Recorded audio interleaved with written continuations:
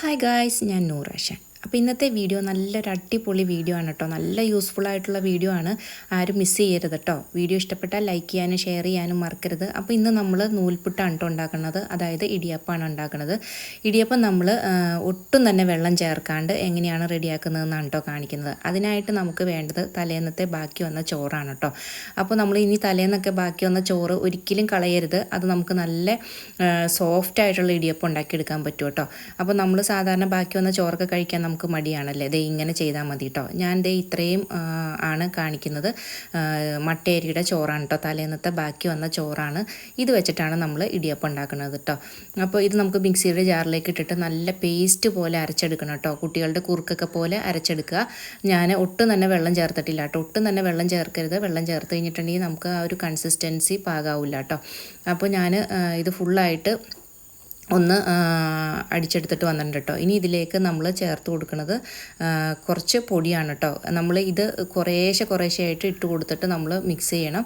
അതിൻ്റെ കൂട്ടത്തിൽ ഉപ്പ് പൊടി കൂടി ചേർത്ത് കൊടുക്കണം കേട്ടോ. ഉപ്പ് പൊടി കൂടി ചേർത്ത് കൊടുക്കണം, അത് മറന്നു പോകരുത്. ഞാൻ ഇട്ട് കൊടുത്തിട്ടുണ്ട്, അത് വീഡിയോയിൽ കിട്ടാത്തതാണ്. അപ്പോൾ നിങ്ങൾ ഇട്ട് കൊടുക്കാൻ മറക്കരുത്. അപ്പോൾ ആവശ്യത്തിന് ഉപ്പ് കൂടി ചേർത്തതിന് ശേഷം ഇതുപോലെ കുറേശ്ശെ മാത്രമായിട്ട് പൊടി എടുത്തിട്ട് നമുക്ക് മിക്സ് ചെയ്തെടുക്കാം കേട്ടോ. കുറച്ച് മാത്രം പൊടി മതി. നമുക്ക് ബാക്കിയൊക്കെ ചോറാണ് നമ്മൾ യൂസ് ചെയ്യണത്. ഞാൻ ഇത്രയും പൊടി എടുത്തിട്ട് അതുപോലെ എനിക്ക് ആവശ്യമായിട്ട് വന്നില്ല.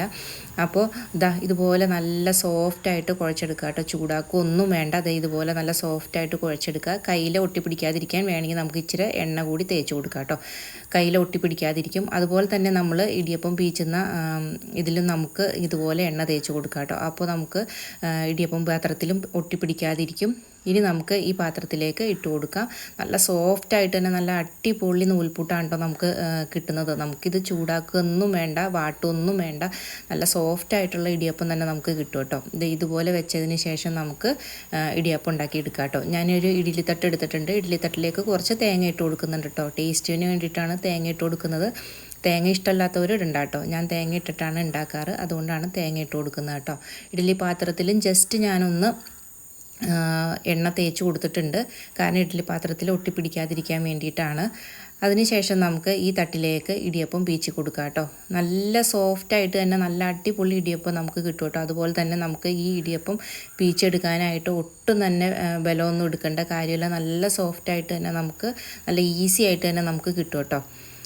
അപ്പോൾ ഞാൻ ഇടിയപ്പം ഫുള്ളായിട്ടൊന്ന് പ്രസ് ചെയ്ത് കൊടുക്കുന്നുണ്ട്.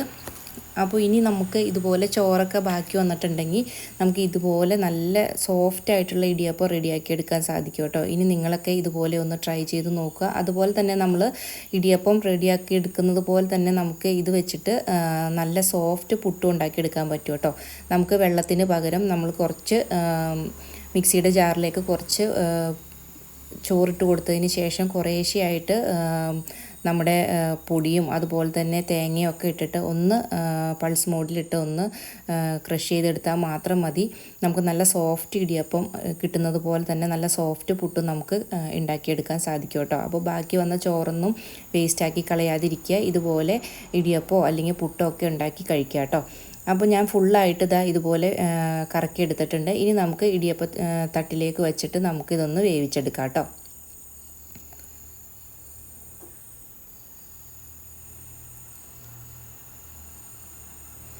തട്ടിലേക്ക് വെച്ച് ഞാൻ സ്റ്റൗ ഓണാക്കിയിട്ടുണ്ട്. ഇനി നമുക്ക് തട്ടൊന്ന് അടച്ചതിന് ശേഷം ഒരു 5 മിനിറ്റ് നമുക്കൊന്ന് വേവിച്ചെടുക്കാം കേട്ടോ. ഇപ്പോൾ നമ്മുടെ ഇടിയപ്പം നല്ല അടിപൊളിയായിട്ട് വെന്ത് കിട്ടിയിട്ടുണ്ട്.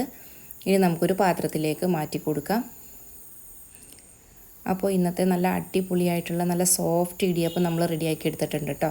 അപ്പോൾ എല്ലാവരും ഇതുപോലെ ഒന്ന് ട്രൈ ചെയ്ത് നോക്കുക. ട്രൈ ചെയ്തതിന് ശേഷം ഒന്ന് ഫീഡ്ബാക്ക് അറിയിക്കണേ. ഇനിയും ഇതുപോലുള്ള നല്ല നല്ല റെസിപ്പീസും വീഡിയോസും ഒക്കെ ആയിട്ട് ഞാൻ വരുന്നതായിരിക്കും. Thanks for watching.